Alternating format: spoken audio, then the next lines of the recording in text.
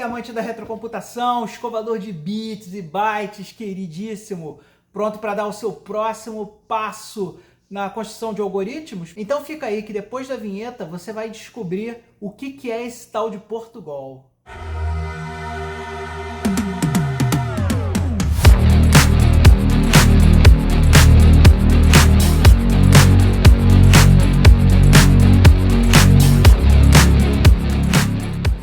Então, pessoal, hoje nós vamos continuar o nosso processo de ensinar a Rose a robô como descascar batatas. Você não faz a menor ideia do que eu tô falando aqui? Pô, como assim, cara? Você tem que ver a primeira aula de algoritmos que a gente fez no dia 26 de agosto. Então, o que vocês vão fazer agora? Se você não viu o vídeo anterior do dia 26 de agosto, pare esse vídeo agora, vai aqui nesse card aqui que eu tô colocando aqui no YouTube e assiste a primeira aula, porque se você não assistir a primeira aula, essa segunda aula não vai fazer o menor sentido para você. Então, na aula passada, nós apresentamos alguns conceitos básicos dos algoritmos. Entre esses conceitos básicos, o sequenciamento, que é esse sinalzinho aqui de ponto e vírgula, né? Que nada mais é do que a forma de você executar as instruções em sequência. Então isso aqui é o sequenciamento. E nós apresentamos também uma estrutura de decisão aqui, que é uma estrutura onde a gente verifica um determinado valor e dependendo desse valor a gente decide se vai executar o que está aqui dentro ou não. E agora nós vamos começar a trabalhar numa outra estrutura de controle, porque lembra lá que a Rose ela começa a descascar uma série de batatas,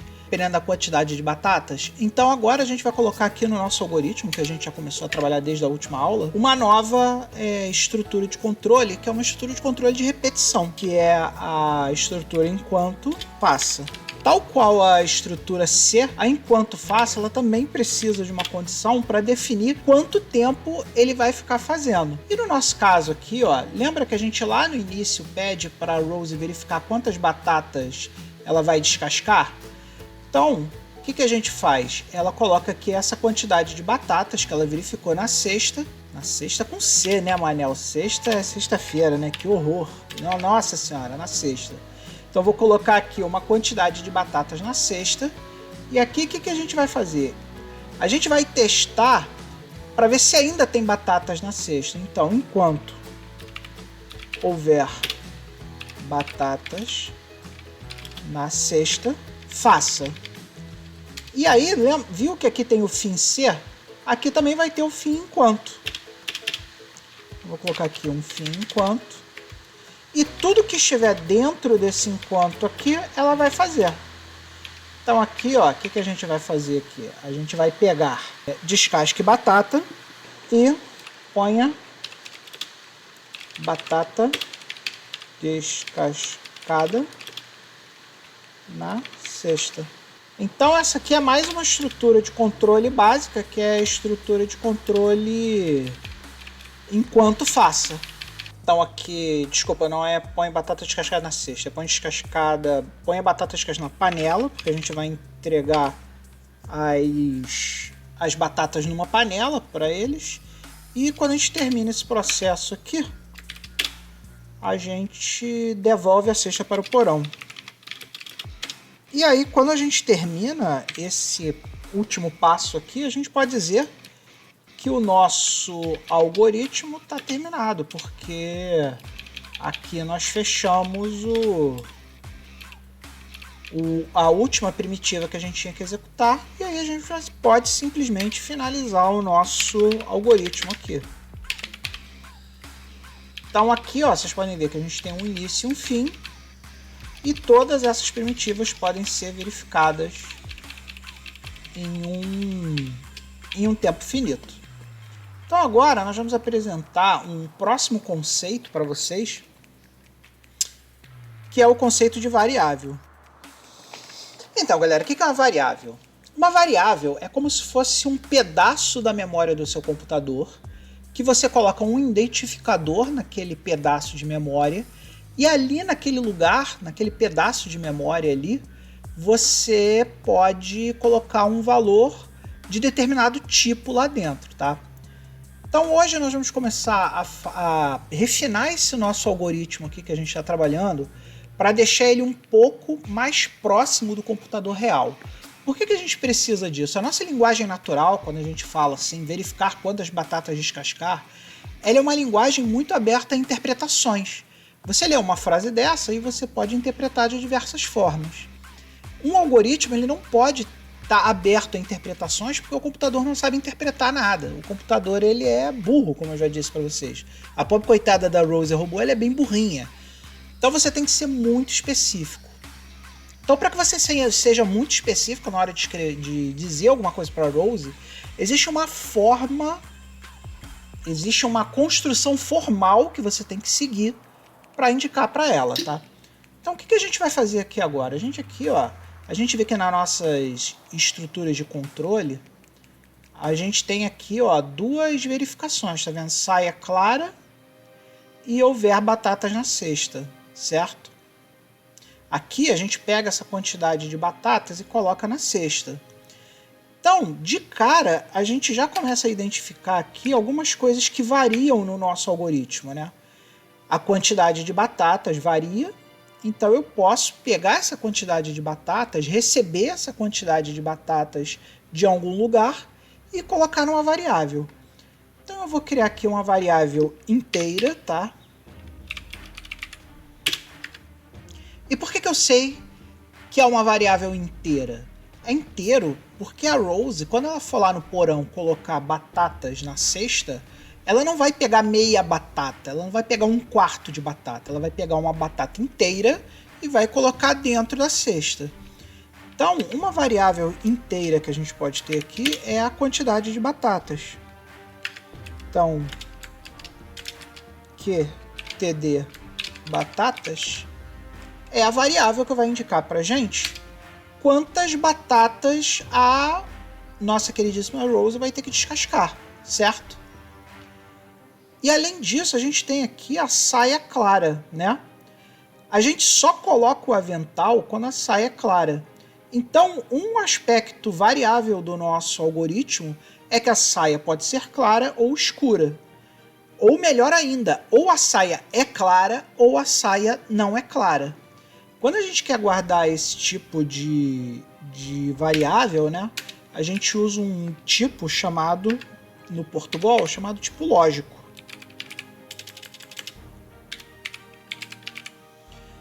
Vocês vão ler em alguns materiais também booleano, né? Booleano é bem comum também. Então aqui, eu vou declarar uma variável do tipo lógico chamada saia clara. Essa ideia aqui de separar as palavras dentro de uma variável, né? Vocês estão vendo que eu estou colocando algumas palavras em maiúsculo e outras em minúsculo, né? As palavras que eu estou colocando aqui em maiúsculo são palavras reservadas do Portugal ou do algoritmo, digamos assim, tá? As palavras que eu coloco em letra minúscula aqui são identificadores. O identificador ele sempre começa por uma letra, tá? E aí você cria o identificador usando letras ou números depois. E aqui, ó, tá vendo que para diferenciar a saia do clara eu coloquei o clara em letra maiúscula e o saia em letra maiúscula? Isso aqui é uma coisa que a gente chama de naming convention, que nesse caso é a naming convention chamada camel case, tá? Que seria a corcova do camelo. Então aqui, isso aqui te ajuda a ler do que se trata. Outras naming conventions mandam a gente colocar o tipo da variável no início. Então a gente poderia fazer aqui, ó, int de inteiro, quantidade de batatas, e bool de booleano, né? Ou, como a gente está falando de Portugal aqui, a gente pode botar log de lógico, né? Eu prefiro colocar bool para indicar que trata-se de uma variável booleana, saia clara.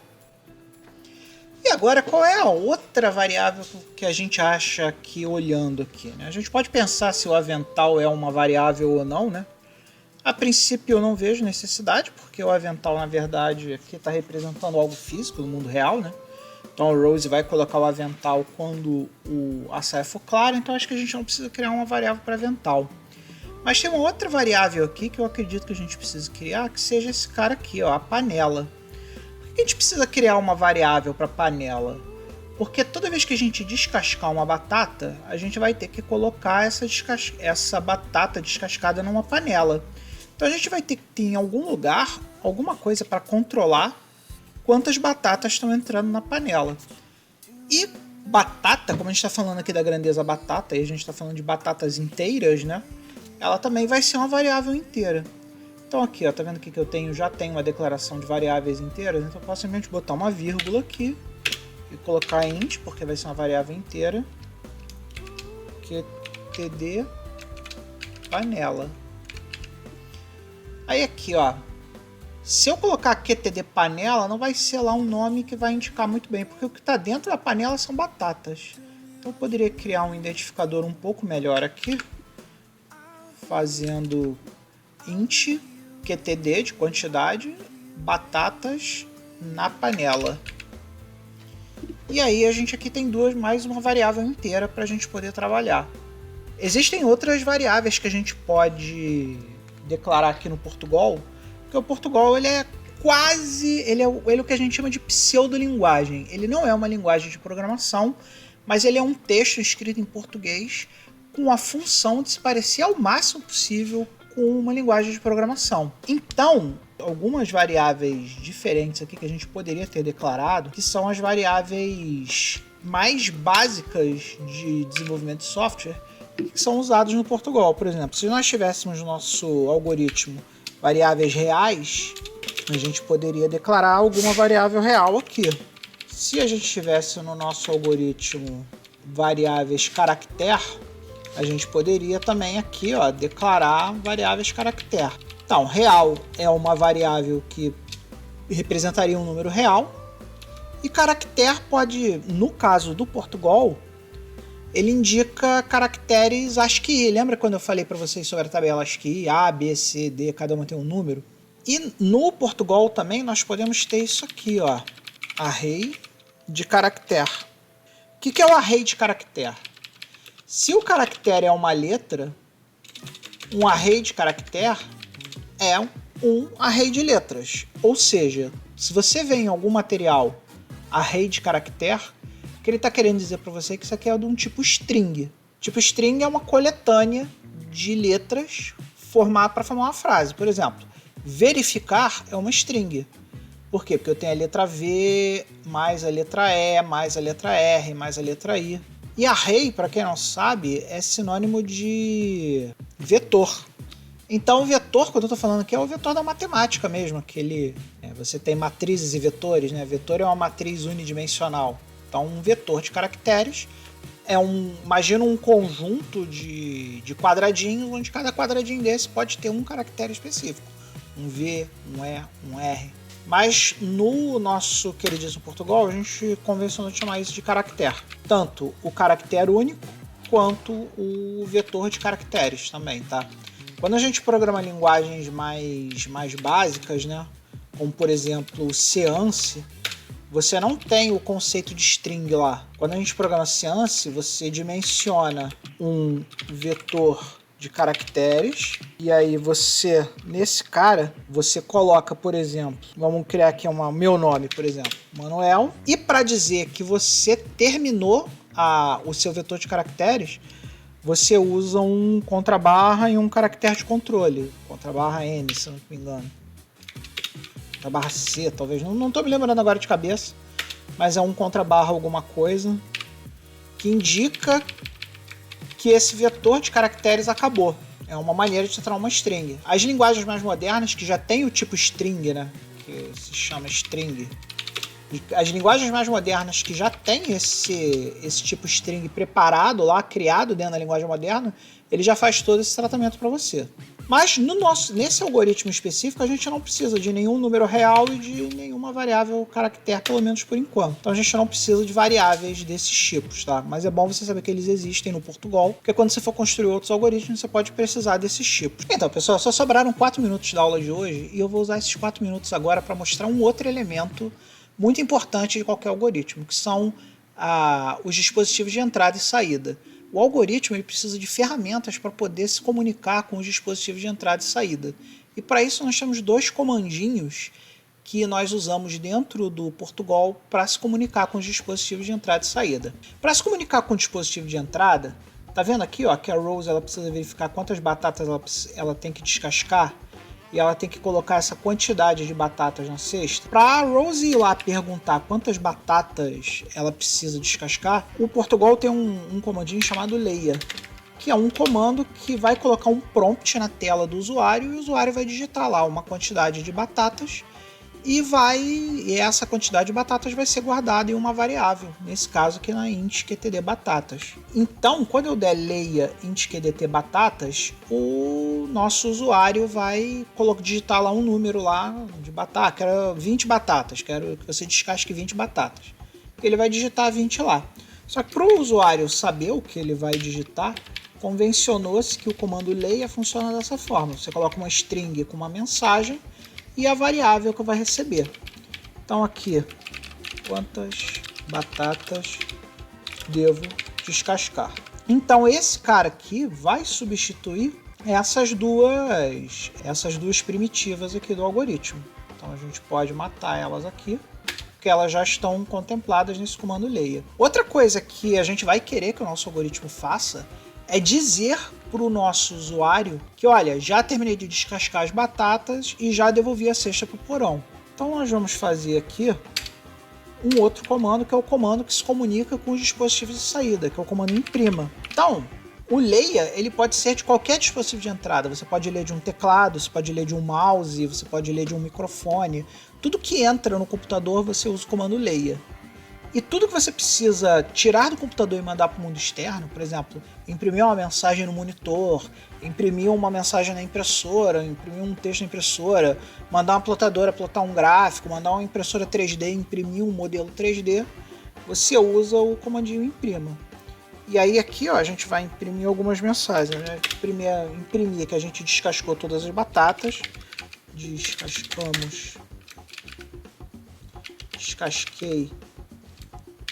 Aí aqui eu vou botar a quantidade de batatas na panela, foram a quantidade que no final, quando esse processo aqui acontecer, vai ser o que vai ter lá quantas batatas ela descascou, né? Então aqui, ó, imprima, descasquei, vírgula, int quantidade de batatas na panela, vírgula, batatas. E depois a gente vai ter um outro imprima aqui, vai informar lá pro usuário, lá, informar para ele que nós devolvemos a cesta para o porão.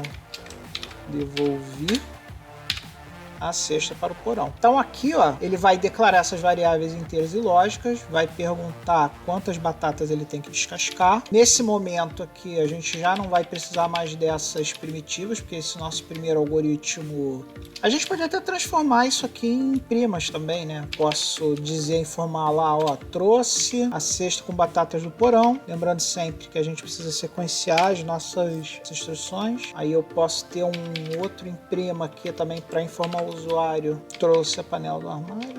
Esse trouxe tá feio, né? Peguei a cesta com batatas no porão, peguei a panela do armário. E aí aqui, ó, olha só, tá vendo aqui? Se a saia é clara, lembra que eu falei para vocês que a Rose ela não consegue entender a nossa linguagem natural? Isso aí para ela não significa nada. A Rose ela só trabalha com números e operadores, tá? E é por isso que na próxima aula nós vamos exatamente falar sobre esses operadores que vão fazer com que a Rose entenda melhor o que a gente escreveu aqui e que vai finalmente, na próxima aula, nós vamos finalmente terminar esse algoritmo aqui que a gente começou lá na semana retrasada e vamos terminar entregando finalmente um algoritmo pronto em Portugal para vocês.